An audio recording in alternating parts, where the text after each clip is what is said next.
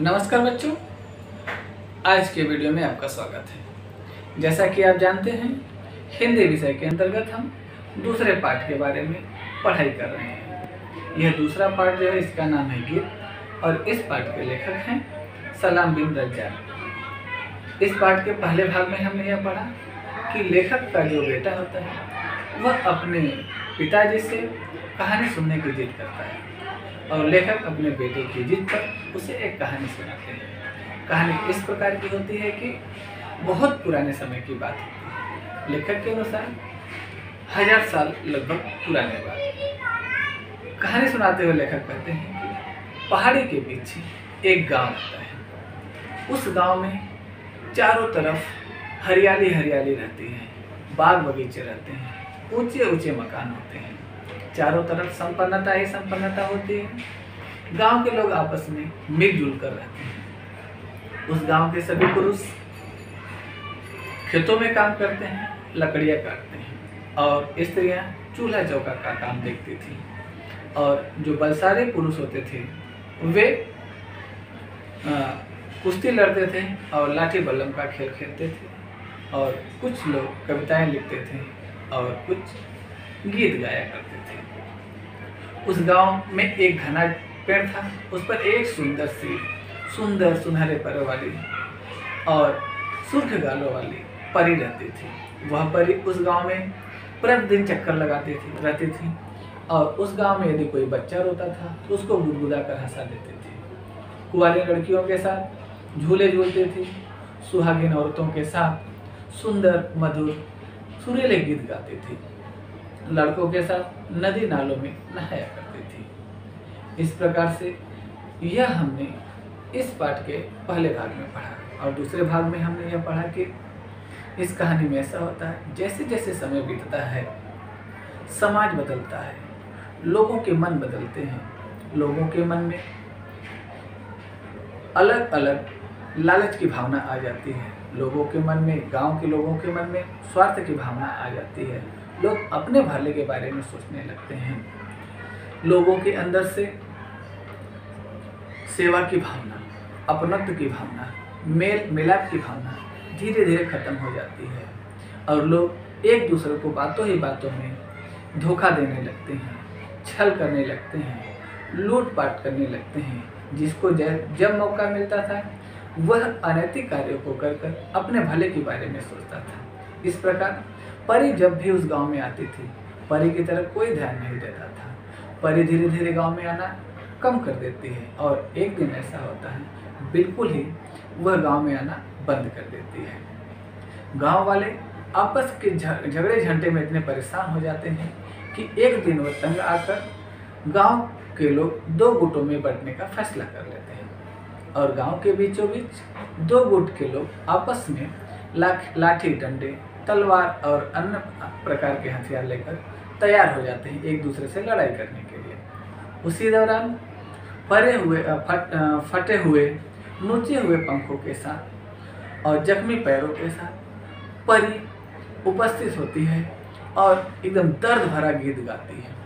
उस गीत को सुनकर गांव के लोगों का हृदय प्रभावित होता है और वे मन ही मन फैसला कर लेते हैं कि अब हम आपस में लड़ाई नहीं करेंगे, मिलजुल कर रहेंगे। जैसे ही गीत खत्म होता है लोग आपस में गले मिलते हैं, उनके मन का मैल धुल जाता है और जब वो परी को देखते हैं तो परी दिखाई नहीं देती है। परी को बहुत ढूंढते हैं लेकिन परी उन्हें मिलती नहीं है। फिर गांव वाले फैसला करते हैं कि गांव के बीचों बीच परी की एक प्रतिमा यानी मूर्ति बनाकर स्थापित करते हैं। उसके बाद जब भी उस गांव में किसी के बीच झगड़े होते थे, 2 भाइयों के बीच, 2 परिवारों के बीच या 2 गुटों के बीच, तो दोनों गुट उस परी की प्रतिमा के पास आकर आमने सामने इकट्ठे होकर परी द्वारा गाई हुई वही दर्द भरे गीत को गाते और उनके मन का मैल मिट जाता और वे आपस में मिलजुल जाते। इस प्रकार यह कहानी थी और इसके बाद इस कहानी में देखते हैं कि इस पाठ के अंतर्गत और क्या है। चलिए हम किताब की तरफ चलते हैं। ध्यान दीजिए बच्चों, पिछले वीडियो में हमने यहाँ तक पढ़ा था। जैसे उनके दिन फिरे खुदा हम सबके भी दिन फेरे, यहाँ तक हो चुका था। जिस प्रकार से गांव वालों के, उस बस्ती वालों के मन बदल गए, फिर से एक बार सब लोग आपसी मतभेद को भुलाकर आपस में मिलजुल कर रहने लगे। लेखक कहते हैं इसी तरह से हमारा समाज भी सारे गलत भावनाओं को, गलत विचारों को भूलकर आपस में मिलजुल कर रहे। आगे देखते हैं। मैंने कहानी खत्म करके अपने बेटे की तरफ देखा। उसका चेहरा बिल्कुल सपाट था। मैंने जम्हाई लेते हुए कहा, चलो अब सो जाओ, कहानी खत्म हो गई।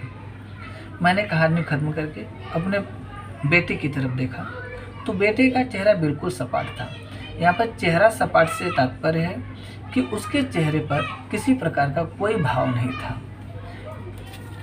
चेहरा सपाट मतलब यहाँ पर लिखा हुआ शब्दार्थ आप देखिए, सपाट मतलब भावहीन चेहरा।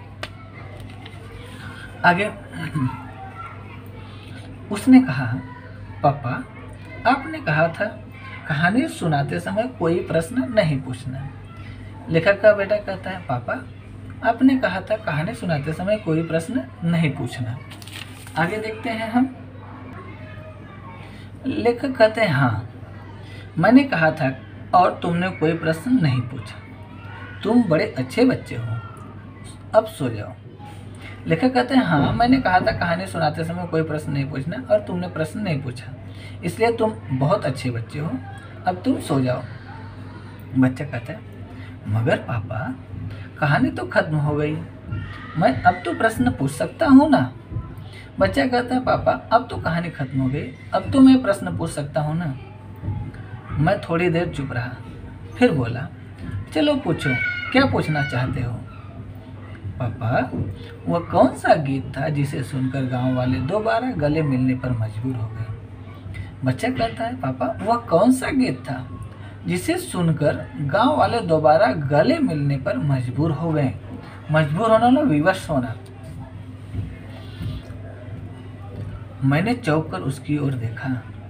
मैं चौंक कर आश्चर्यचकित होकर, और चौंक कर मतलब आश्चर्यचकित होकर, लेखक आश्चर्यचकित होकर अपने बच्चे की ओर देखते हैं। थोड़ी देर कहते हैं कि थोड़ी देर चुप रहा, फिर बोला, मुझे वह गीत याद नहीं है बेटा।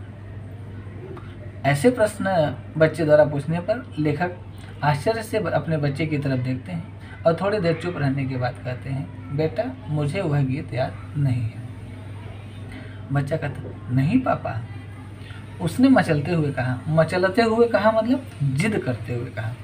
मचलना मतलब जिद करना, यहाँ पे शब्दार्थ लिखा है हमने, देखिए मचलना मतलब जिद करना, अक्सर का अर्थ होता है प्रायः।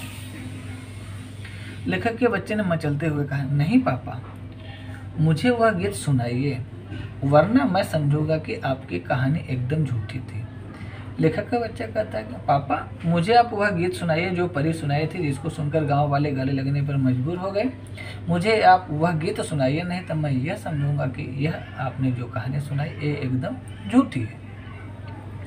मैं थोड़ी देर चुप रहा, फिर दबे स्वर में बोला, हाँ बेटा यह कहानी झूठी है। कहानियाँ अक्सर काल्पनिक होती हैं। लेखक कहते हैं कि मैं थोड़ी देर चुप रहा और फिर दबे स्वर में मतलब एकदम धीरे से कहा, हाँ बेटा बेटा यह कहानी झूठी है। कहानियाँ अक्सर काल्पनिक होती हैं। काल्पनिक मतलब मन से बनाई हुई, मन गढ़ंत होती है। वह मुझे उसी तरह अपलक देख रहा था। मैंने उसकी आंखों में झांकते हुए कहा, मगर तुम इस झूठी कहानी को सच्ची बना सकते हो। वह कैसे? उसने हैरानी से पूछा। अपलक मतलब बिना पलक झपकाए, ये आंखों की जो पलक होती है ना, इसको बिना झपकाए देखना मतलब अपलक देखना होता है। अपलक मतलब बिना पलक झपकाए। वह मुझे उसी तरह अपलक देखता रहा। मैंने उसकी आंखों में झांकते हुए कहा, मगर तुम इस झूठी कहानी को सच्ची बना सकते हो। वह कैसे? उसने हैरानी से पूछा। लड़के ने हैरानी से आश्चर्यचकित होकर पूछा कि वह कैसे पापा, इस कहानी को मैं सच कैसे बना सकता हूँ। लेखक कहते हैं, बड़े होकर तुम वैसा गीत लिख सकते हो जैसा उस परी ने गाया था। बेटे की आंखों में चमक पैदा हुई। सच पापा? लेखक कहते हैं वह गीत या वैसा गीत तुम लिख सकते हो बड़े होकर, जैसा गीत परी ने गाया था। बेटे की आंखों में चमक पैदा हुई। और लेखक के बेटे की आंखों में चमक मतलब एक उम्मीद पैदा हुई। और पूछता है सच पापा, सही में?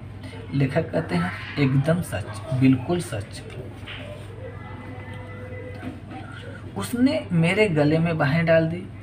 यू आर सो स्वीट पापा।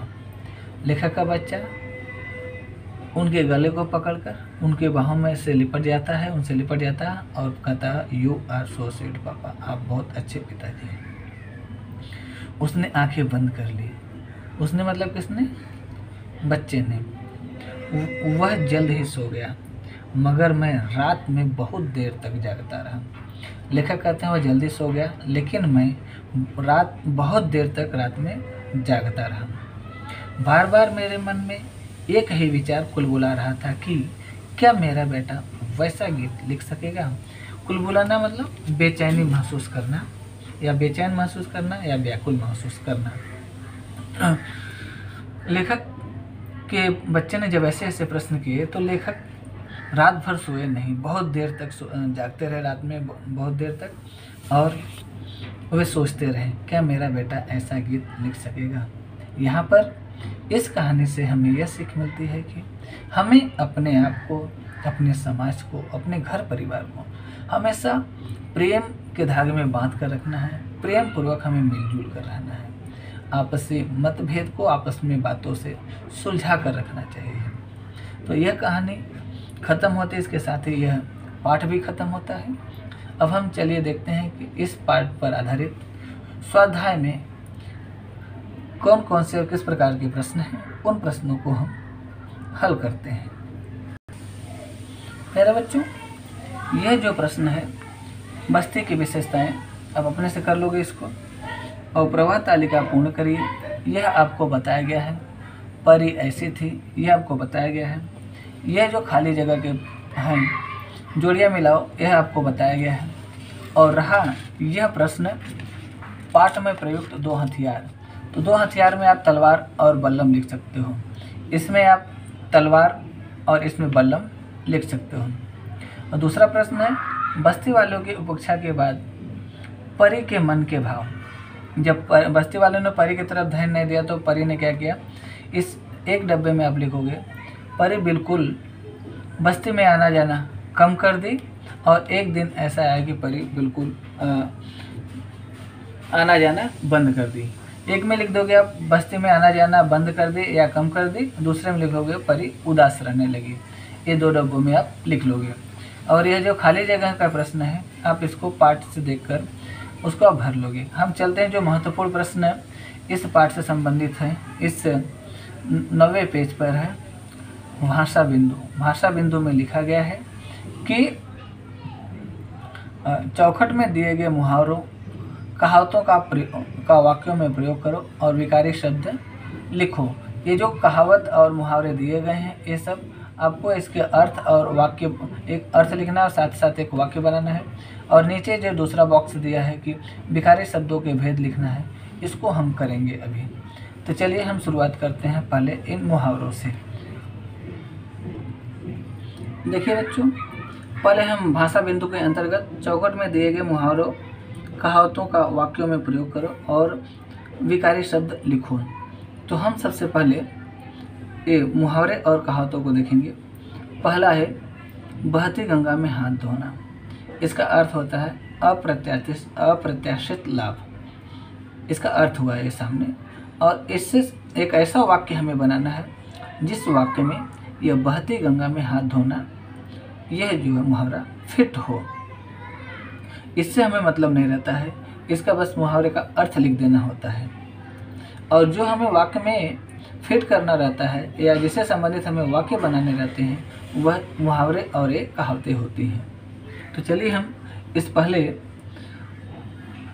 मुहावरे का अर्थ लिखते हैं। बहती गंगा में हाथ धोना, इससे वाक्य बनाना है एक।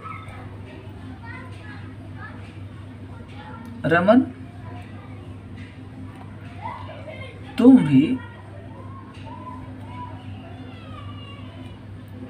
बहती गंगा में हाथ धो लो।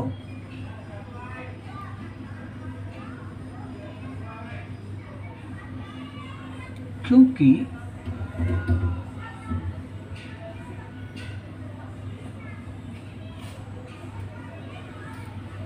आजकल तुम्हारे पिताजी जिलाधीश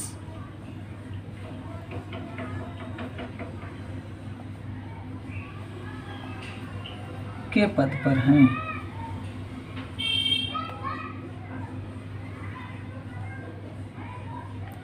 दूसरा मुहावरा है खुदा पहाड़ निकली चूहिया। खुदा पहाड़ निकली चूहिया का अर्थ होता है कठिन परिश्रम का बहुत कम परिणाम, या कठिन परिश्रम करने पर फल बहुत कम मिलना। इससे संबंधित हम वाक्य बनाएंगे।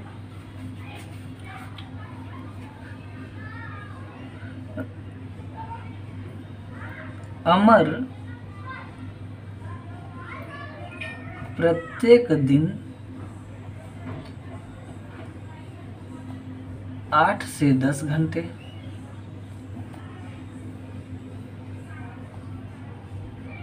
पढ़ाई करता था।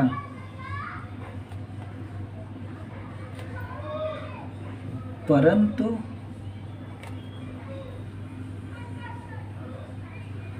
परीक्षा में असफल रहा। इसे कहते हैं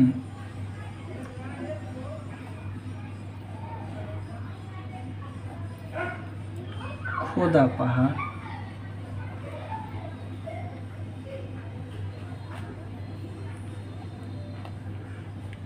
निकली चूहिया।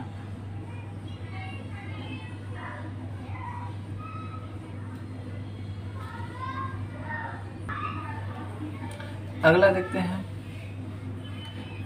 घमंडी का सिर नीचा। इसका अर्थ होता है घमंडी व्यक्ति कभी सफलता नहीं प्राप्त कर पाते। इससे संबंधित हम वाक्य बनाएंगे। पवन पूर्व परीक्षा में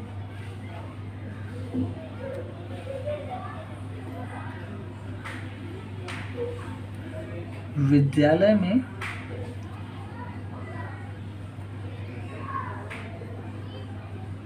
प्रथम स्थान पर रहा और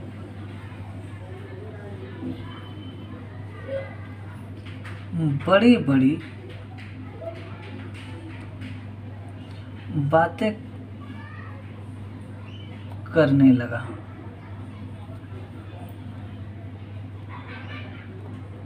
परंतु बोर्ड परीक्षा में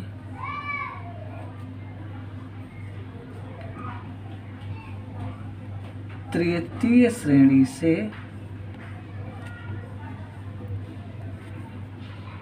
उत्तीर्ण हुआ।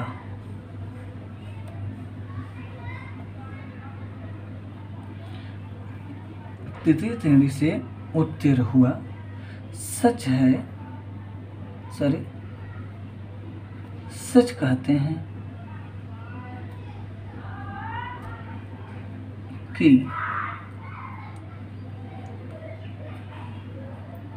घमंडी का सिर नीचा। अगला देखते हैं अब हम चोरों की बारात में अपनी अपनी होशियारी। चोरों की बारात में अपनी अपनी होशियारी, इसका अर्थ होता है अपने अपने सामान की रखवाली करना। ऐसी जगह जहाँ पर सभी लोग चालाक हों, वहाँ पर खुद को चालाक बनाए रखना होता है। इन चोरों की बारात में अपनी अपनी होशियारी। वाक्य देखते हैं यात्रा में हमें अपने सामान की रखवाली यात्रा में हमें अपने सामान की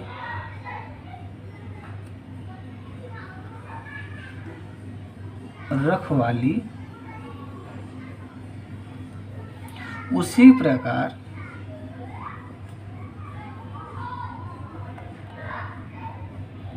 करनी चाहिए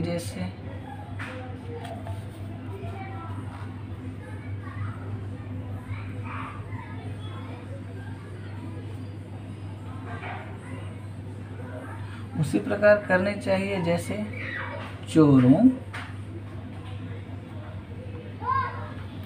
की बारात में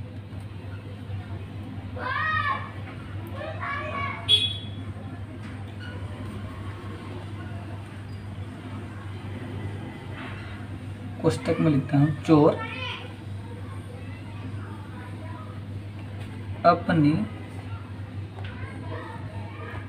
अपनी होशियारी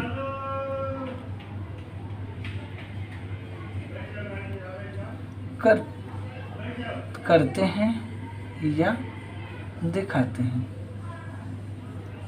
ठीक है, अगला अब हम देखते हैं दाल में काला होना। इसका अर्थ होता है शंका होना या संदेह होना। इससे वाक्य भी हम तैयार करते हैं। कल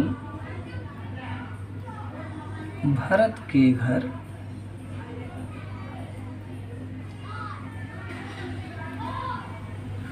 पुलिस आई थी तो उसके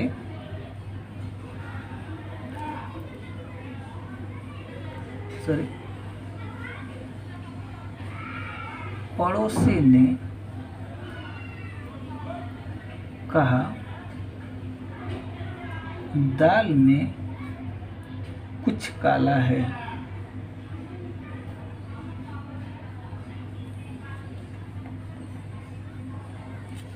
अब हम बच्चों आगे देखते हैं। कभी तोला कभी मासा। कभी तोला कभी मासा का अर्थ होता है समय सदैव एक समान नहीं रहता। समय हमेशा एक समान नहीं रहता। चलिए इसका अर्थ देते हैं, वाक्य बनाते हैं।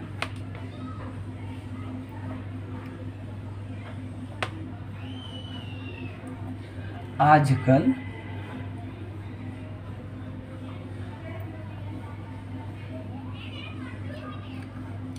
सब्जियों के भाव का चढ़ना उतरना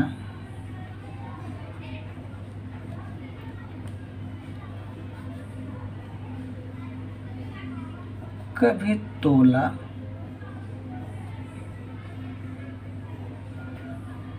कभी मासा की कहावत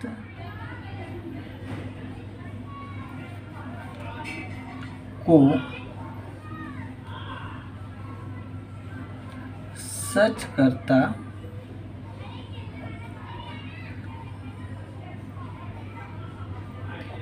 दिखाई देता है। अगला अब हम देखेंगे, एक अनार 100 बीमार। यह गलत है। इसका अर्थ होता है वस्तु कम चाहने वाले अधिक। एक अनार 100 बीमार का अर्थ होता है वस्तु कम चाहने वाले अधिक। इसका अर्थ होगा आजकल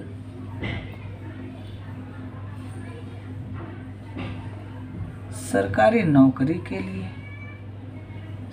नौकरी में एक पद रिक्त होने पर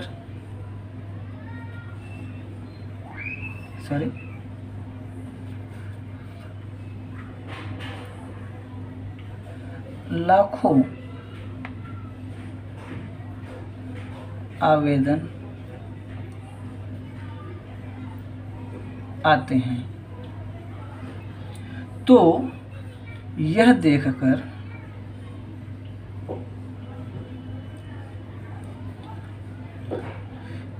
एक ही कहावत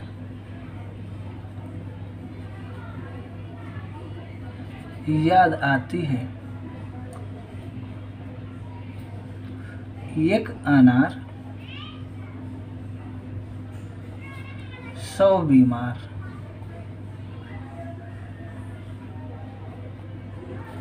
आगे हम देखते हैं, इस कान से सुनना उस कान से निकाल देना का अर्थ होता है बात पर ध्यान न देना। वाक्य देखिए,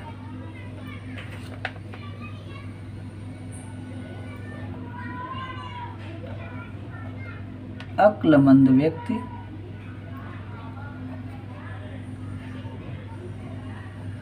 मूर्खों की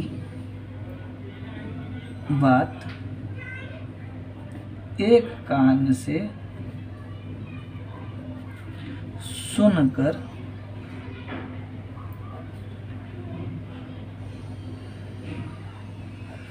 दूसरे कान से निकाल देते हैं।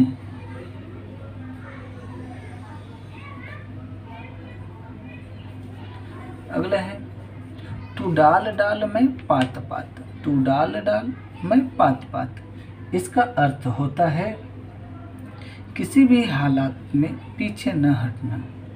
चलिए हम इससे वाक्य देखते हैं। चोर हेलमेट लगाकर अपना चेहरा छुपाकर, चोर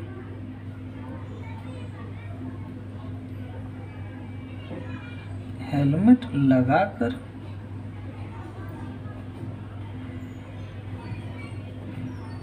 अपना चेहरा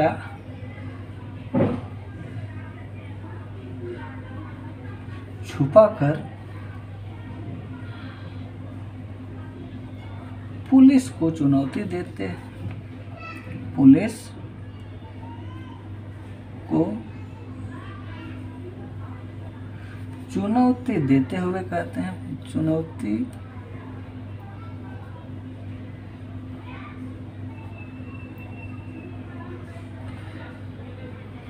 देते हुए कहते हैं, तू डाल डाल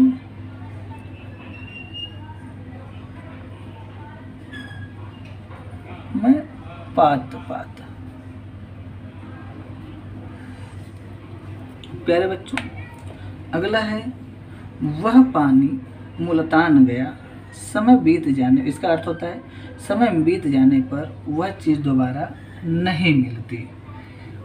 समय बीत जाने पर वह चीज़ दोबारा नहीं मिलती। देखिए बच्चों, इसका हर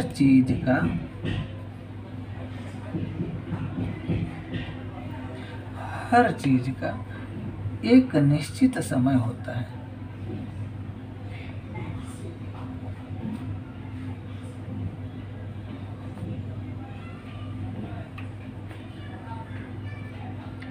समय बीत जाने पर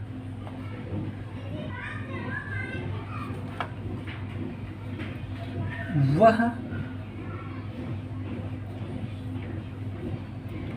पानी मुल्तान गया, कहावत के अनुसार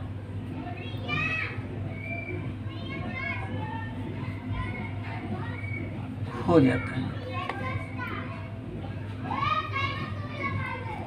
कहने का मतलब है कि हर वस्तु का, हर चीज़ का एक निश्चित समय होता है। समय बीत जाने पर वह चीज़ हमें प्राप्त नहीं होती है। जिस तरह से यदि किसी गाड़ी का समय निश्चित है 10 बजे का, तो यदि आप 10:30 बजे जाओगे तो गाड़ी आपको नहीं मिलती। वह उस गाड़ी का निश्चित समय होता है। तो प्यारे बच्चों, इसके अलावा जो बाकी के मुहावरे और कहावतें हैं, उनके अर्थ हमने यहाँ पर लिखे हुए हैं। यहाँ पे देखिए आप सभी, इसका लिखा हुआ है और इसको आपको अपने आप से करना है। यह आपको घर काम के लिए रहेगा। आप लोग इसको ढूंढिए और इससे संबंधित, इन कहावतें और मुहावरे से संबंधित वाक्य बनाइए और शुक्रवार या शनिवार को ग्रुप में भेजिए। हमने अर्थ लिखा हुआ है, आपको वाक्य बनाना है, ये आपको घर काम के रूप में रहेगा। आगे हम चलिए देखते हैं जो अगला प्रश्न है उसे। चलिए बच्चों, ये जो विकारी शब्द के भेद हैं उसे हम करते हैं। संज्ञावाचक विकारी शब्द, सर्वनामिक विकारी शब्द और विशेषणवाचक विकारी शब्द और क्रियावाचक विकारी शब्द। कुछ शब्दों को हम यहाँ पर उदाहरण के रूप में लिखते हैं, जैसे गंगा,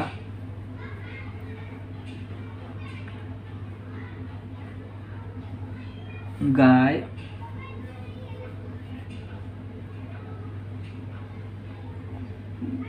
तोता,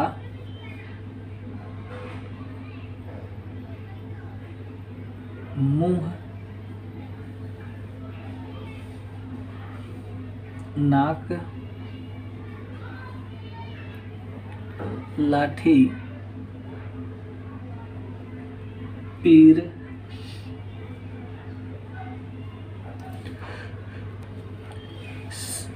सर्वनामिक विशेषण में सर्वनाम से संबंधित जो विकारी शब्द हैं उससे हम देखें यहाँ पर अपनी, इस, उस, कोई, जिसकी, तुम, मैं इत्यादि। आगे हम विशेषण वाले देखते हैं। विशेषण और विशेषता, घमंडी, नीचा, काल,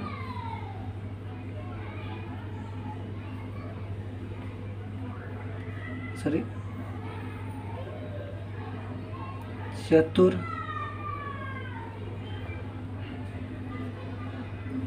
होशियार इत्यादि। आगे बहती,